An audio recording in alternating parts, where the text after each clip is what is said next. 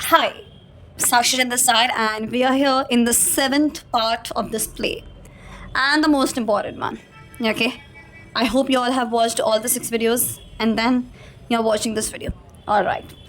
Trifles light as air to be jealous proofs as strong as holy writ. So we all know that in the past videos I've already discussed that Cassio has absolutely manipulated Othello's mind. Manipulated in the sense exploited, okay, and influenced.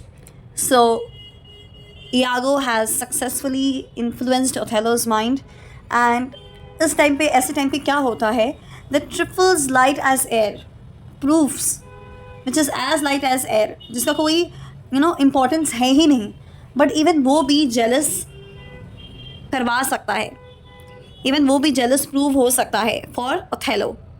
Like ऐसा भी हो सकता है that there can be such incidents which is not so significant and it is baseless, उसका कोई meaning नहीं है, but फिर भी वो सारी चीज़ें ओथेलो को इंस्टिगेट कर सकती है. And those proofs which Othello might get will act as a holy writ. Holy writ in the sense holy scriptures. जैसे हम लोग कोई धर्म का किताब पढ़ते हैं, उसको हम लोग पूरा भरोसा करते हैं कि वो सच ही है. It can be untrue, it can be false. In that same way Othello would believe those proofs as the holy writ, as the scripture, as the incident which is not at all lie, which is extremely true. Okay, then here what happens? A handkerchief of his wife's is seen in Cassio's hand was motive enough to be deluded Othello to pass sentence of death upon them both. And the Iago had told about the handkerchief and all, and that was enough for Othello to declare death sentence upon both of them. Both of them are Cassio and Desdemona. Correct. Then next, without once inquiring how Cassio came by it. And in this situation, Othello was so angry that he wouldn't even ask Cassio that how he got that handkerchief.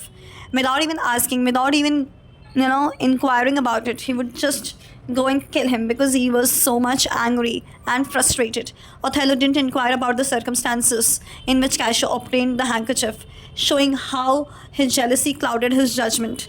Whenever you judge a person, you judge that person on the basis of right or wrong. But here you only don't know who is right and who is wrong, how that person is not right, how is that person a cheater. So here it was clearly shown that how Othello's jealousy has clouded his judgment, has covered his judgment, that he was not able to make any judgments. He was just declaring things. He was just assuming without letting other person to give any kind of explanation. Desdemona had never given such a present to Cassio, nor would this constant lady have wronged her lord. So here, Shakespeare is trying to let the audience know about the truth. So the truth is, Desdemona had never given such a gift to Cassio, and this constant in the sense faithful. This lady who is always faithful, has never wronged her lord, never betrayed her lord in the sense Othello, with doing so naughty a thing, and she has not done anything that is full of naughtiness or mischievousness. A thing as giving his presents to another man, and she has never given her husband's gifts to some other man. Both Cassio and Desdemona were innocent of any offense, and they both were, innocent. They both were innocent people, and they both have not committed any crime against Othello, but the wicked Iago. And the one person who was committing all the crimes and who was playing his games and mastermind that whole game planning and ruining others people's life is in Iago's hand. Iago is responsible for all of these and no other person. Next point, Othello soon after meeting his wife pretended that he had a headache. So soon after meeting his wife, Othello just pretended that he is having a headache and desired her to lend him a handkerchief. And then he told that please give me the handkerchief to hold to his temples. Temples in the sense to just put it over his forehead. Forehead in the sense temples. So he just told his wife that I'm having a headache and just go and give me that handkerchief and just put it on my temples. She did so, not this, said Othello. She did so. She just brought some handkerchief and put it upon the temples of Othello. But Othello said, not this one, but that handkerchief that I gave you. But I want you to give me that handkerchief that I had given you. Desdemona gives Othello a handkerchief. Then again she has given a handkerchief, but he specifically asked for the one that he has given her earlier. But here again, Othello is asking for the same handkerchief that he has given her earlier. Desdemona had, obviously she didn't had it. How? Said Othello. And then Othello is asking, how? This is fault indeed. How are you not having a handkerchief with yourself that I gave you? And this is a serious mistake, I'm telling you, Desdemona. That handkerchief, an Egyptian woman gave it to my mother. And that handkerchief is so precious, as Egyptian woman gave it to my mother. That woman was a witch, which you all know. Pata hai na? I hope. Alright. The woman was a witch and could read people's thoughts. And the woman who gave my mother that handkerchief. So, that woman was capable of reading people's thoughts. She told my mother while she kept it, while my mother just took it from her, that lady told my mother that it would make her amiable and my father would love her. It would make her amiable, it would make her charming. And if she possessed this handkerchief, then my father would always love her. But if she lost it, gave it away, my father fancy would turn. But in case she lost this handkerchief, my father's affection and love would diminish forever, would be gone forever. And he would loathe her as much as he had loved her. And he would then no longer love her, rather he would hate her with the same intensity as he had loved her. उतना ही नफरत करने लग जाएगा जितना उन्होंने प्यार किया था. Same intensity, okay. She dying gave it to me and bade me, if I ever married, to give it to my wife.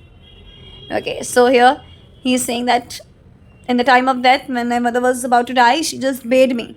She just gave me the handkerchief and instructed me that if I ever get married, then I should give it to my wife. I did so. Take heed of it. And so, Desdemona, I really gave it to you. Make it a darling as precious as your eye. As for any person, their eyes are precious to them. In the same way, the handkerchief should be precious to her, as valuable as her eye. And she shouldn't ever lost that handkerchief. Is it possible? Said the frightened lady. So here Desdemona was saying, is it possible, Othello?